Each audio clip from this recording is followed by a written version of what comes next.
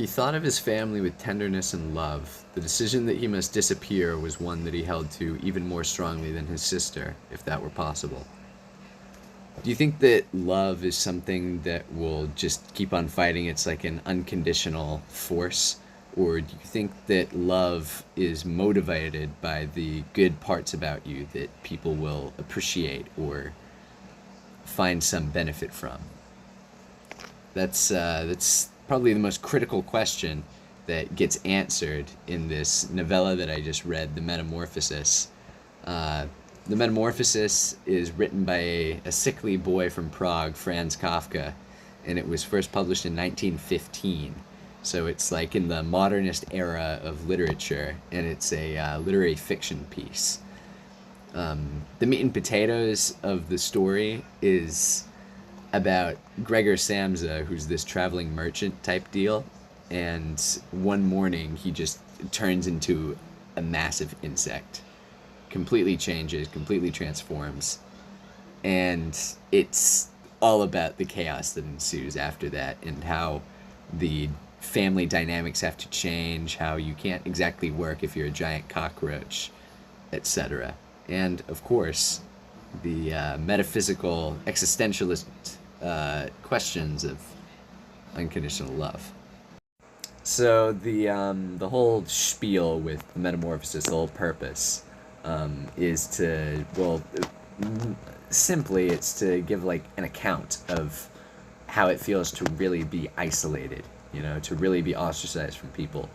But what Kafka's like whole argument is, like what he's putting forward, is that unconditional love probably doesn't actually exist, and people will just appreciate you and treat you well and kindly and with grace and with dignity as long as you have something to offer. But right when you lose the ability to offer people things, they won't have a reason to love you, and it's like really diving into that.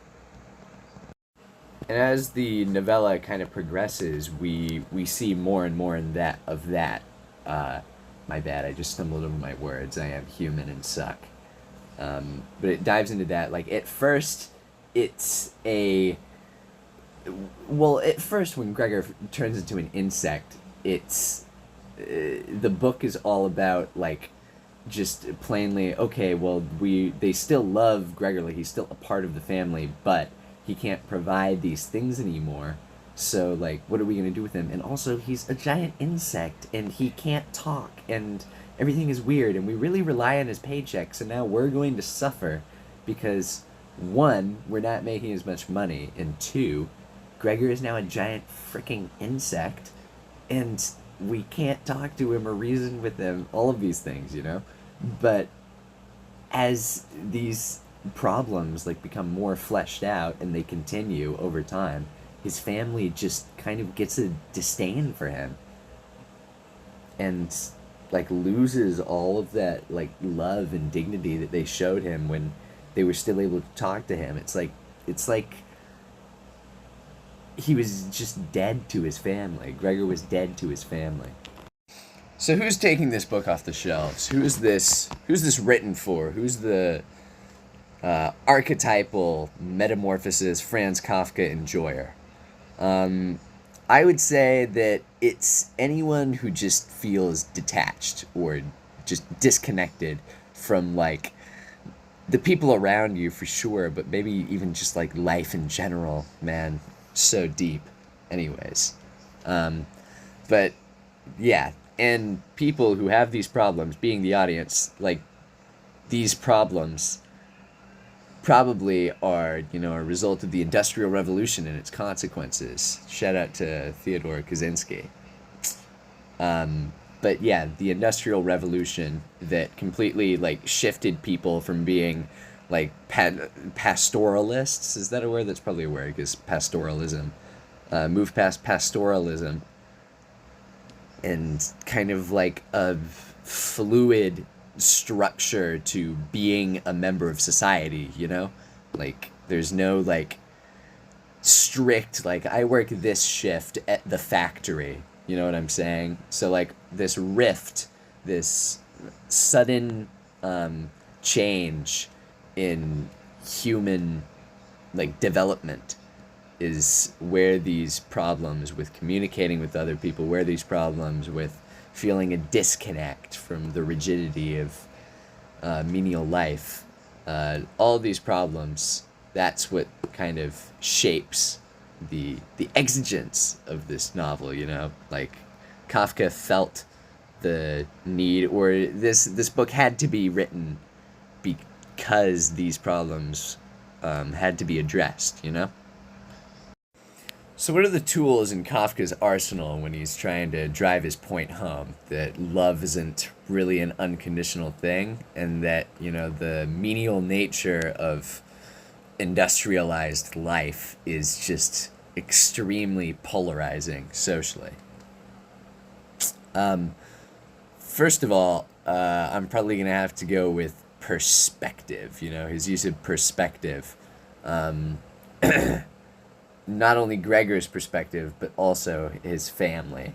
I can think of, I'm going to paraphrase here, but he said something like, if they took it poorly, then, or if they took it well, like his transforming into an insect, then he would have no reason to be upset, and he could really make the 8 o'clock train very soon or something. So essentially, like, if they didn't take it poorly, if they took it well and were not freaked out about him being a giant insect, then he would just go straight back to, you know, straight back to work and stuff. Like, he's concerned, like, he's not concerned about, man, I'm a giant insect. He's concerned about, I wonder what my family's response is so that I can get back to work. It shows how, like, essentially his entire life is his job. That's all he is just a worker that provides for his family. Like, that's preposterous.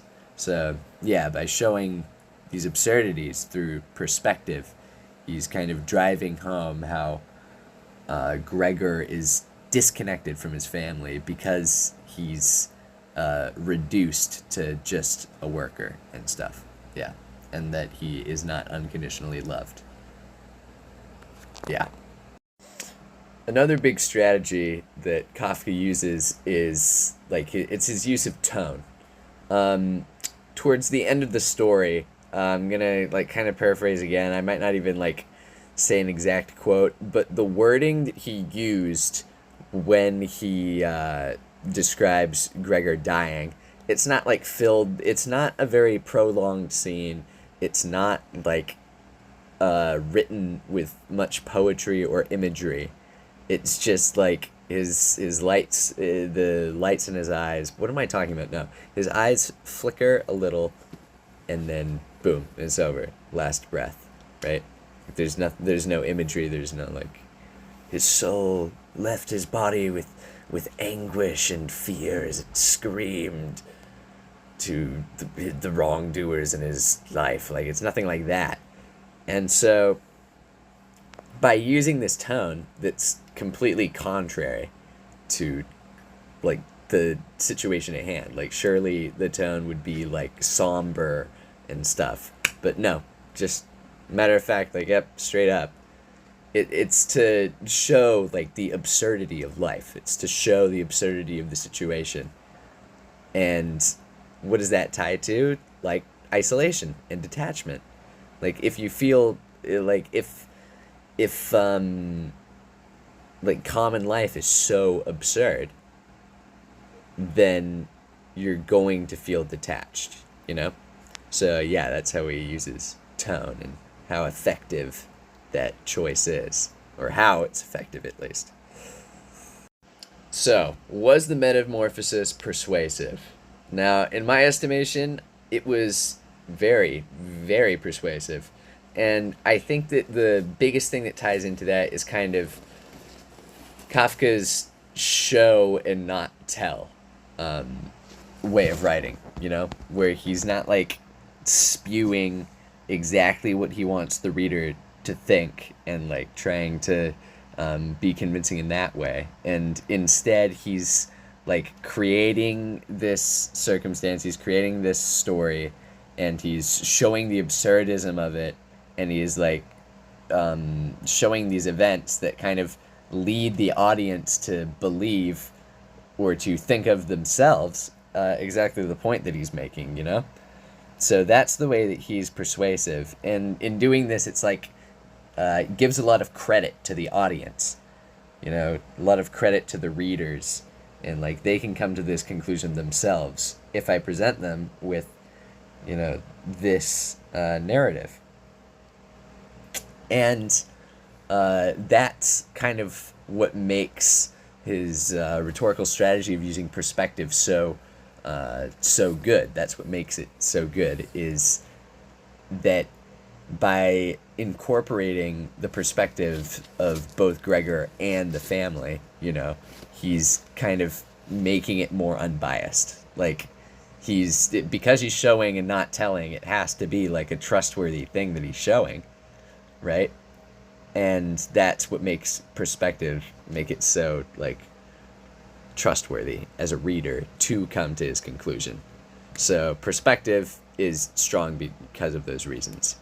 And tone as well, like the matter-of-fact tone, is even better because it's like kind of eliminating what bias Kafka could be putting in his words. Like if it's just matter-of-fact, then it's like, yeah, he's just describing what's happening. But if he were to like integrate emotional like writing with emotional scenes, then that could maybe be seen as like tampering with the trustworthiness of his story. But yeah, that's how he kind of credits his story, and he credits his argument, because the story itself is kind of a rhetorical choice alone, because he's talking about a very real matter with fiction, you know? But yeah. So how has the Metamorphosis changed my perspective, deepened my understanding? What I will say is that the way that Kafka used the perspective of Gregor Samsa and used the perspective of his family as well, it kind of made me realize something about unconditional love, that maybe unconditional love actually is very possible, but it's about like being able to properly communicate with people, you know, and seeing this gap in communication, like this gap in connecting, not being able to connect and be loved, is something that the Metamorphosis like taught me about, like to be more cognizant of this gap, because you have to be able to bridge that gap in order to be loved, because if people don't really know you, then are they really loving you? Or then the alternative is exactly what the Metamorphosis is about. They just will love you because of what you provide. Yeah. So what else talks about this thing that I'm talking about this gap from love? There's a great band, and it's called Wallows. The singer, and I'm pretty sure he's the songwriter, and this is why I talk about him, Dylan Minnette, kind of a hopeless romantic type dealio, and in a lot of his songs he's always talking about like language of averted eyes, silence is what I do best. I think that's from the song Pleaser. Anyways, unimportant. He's always talking about how he can't get words out, he can't communicate, and that's like kind of the reason why he's had so many problems with love and with girls, and it's always centered around this. So this is kind of showing how not being able to communicate is always going to complicate love.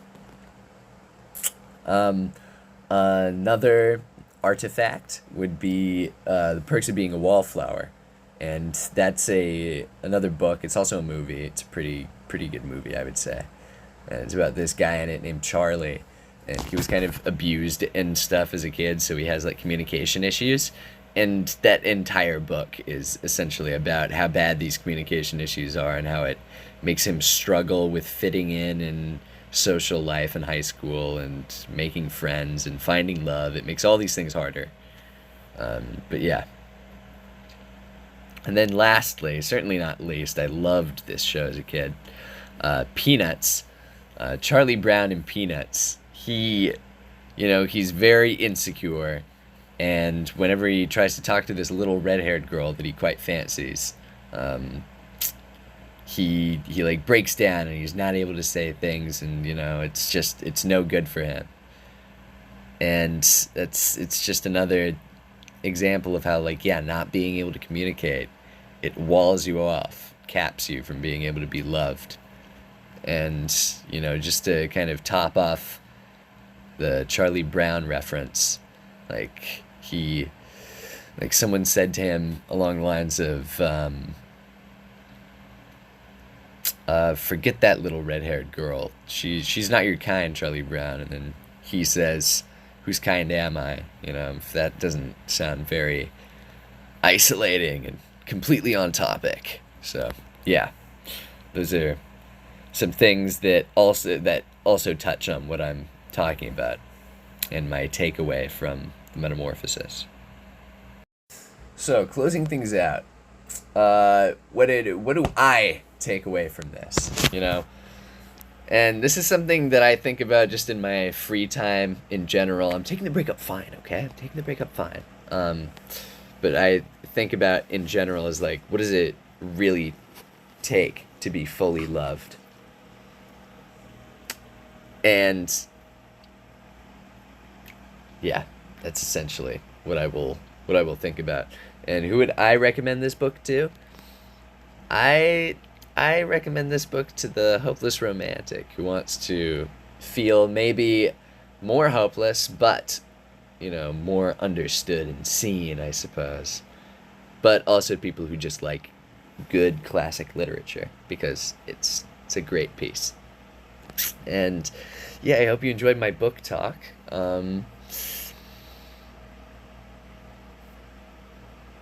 Signing off. Peace, love, unity, respect. Pilar. You're talking while you're fast asleep as I walk slowly from your house. Back in your room remain the words I wanna say